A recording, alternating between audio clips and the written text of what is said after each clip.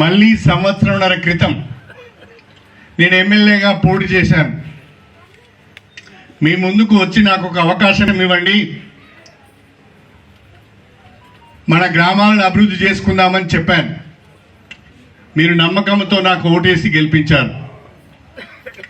నేను గెలిచిన పార్టీ అధికారంలోకి రాలేదు, కానీ ఈ నియోజకవర్గ ప్రజలకు ఇచ్చిన హామీని ఎట్లా నిలబెట్టుకోవాలి, ఈ గ్రామాలు ఎట్లా బాగుపడాలి, ఈ నియోజకవర్గం ఎట్లా అభివృద్ధి చెందాలని ఆలోచించి నేను కాంగ్రెస్ పార్టీలో చేరడం జరిగింది.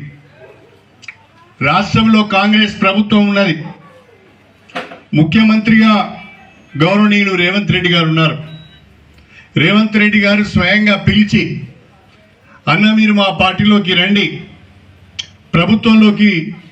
ప్రభుత్వానికి మీ అనుభవం అవసరం, మీ నియోజకవర్గ అభివృద్ధిని మీరు ఊహించిన దానికంటే బ్రహ్మాండంగా చేద్దామని చెప్పి వారు నన్ను కాంగ్రెస్ పార్టీలోకి ఆహ్వానించడం జరిగింది.